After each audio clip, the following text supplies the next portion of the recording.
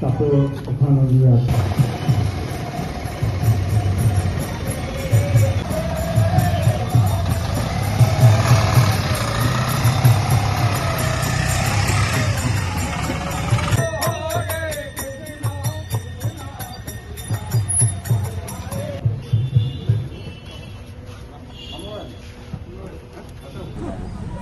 হয়, আমাৰ চাপৰৰ নহয় গোটেই অসম তথা ভাৰতৰে গৌৰৱ ক'ব লাগিব আমাৰ ডক্টৰ প্ৰশান্ত কুমাৰ কলিতা।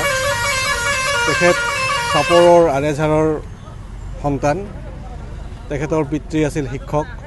তেখেত অতি মেধাসম্পন্ন আছিলে আৰু সেই সূত্ৰে তেওঁ কৃষি বিজ্ঞানৰ ছাত্ৰ আছিলে, কৃষি বিজ্ঞানী আছিলে। তাৰপিছত তেনেকৈ তেওঁ আমাৰ বৰ্তমান আমেৰিকা যুক্তৰাষ্ট্ৰৰ ইলিনয় বিশ্ববিদ্যালয়ৰ প্ৰফেচাৰ হিচাপে অৰ্থাৎ প্ৰাধ্যাপক হিচাপে তেওঁ কৰ্মৰত হৈ আছিলে আৰু বহুকেইখন দেশৰ তেওঁ আছিলে বিজ্ঞান উপদেষ্টা তথা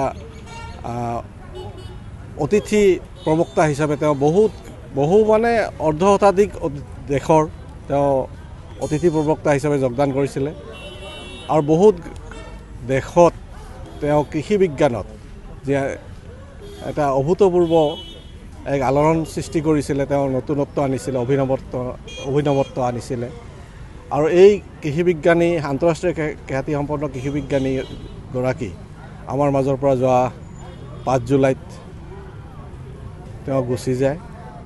তেখেতৰ মৃত্যুত আমি চাপৰবাসী নহয় এটা সমগ্ৰ অসমতে শোকাৰত পৰিৱেশৰ এটা সৃষ্টি হৈছে। তেখেতৰ এই গুণ গৰিমা এজন আন্তঃৰাষ্ট্ৰীয় খ্যাতিসম্পন্ন শিক্ষাবিদ আৰু তেখেতে আমাৰ গোটেই এই সৰু চহৰ চাপৰক গোটেই বিশ্ব দৰবাৰত জিলিকাবলৈ সক্ষম হৈছিল। আমাৰ এটা গৌৰৱময় অধ্যায়ৰ সামৰণি পৰিল। গতিকে আমি খুবেই মৰ্মাহত হৈছোঁ, শোক প্ৰকাশ কৰিছোঁ আৰু তেখেতৰ বিদেশ আত্মাৰ চিৰশান্তি কামনা কৰিছোঁ, শ্ৰদ্ধাঞ্জলি যাচিছোঁ।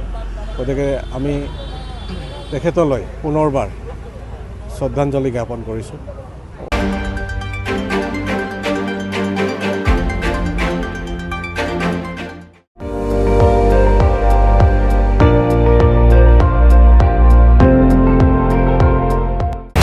আপুনি চাই আছে ND24, সৰ্বশ্ৰেষ্ঠ নহয় সৰ্বোত্তমৰ দৌৰ।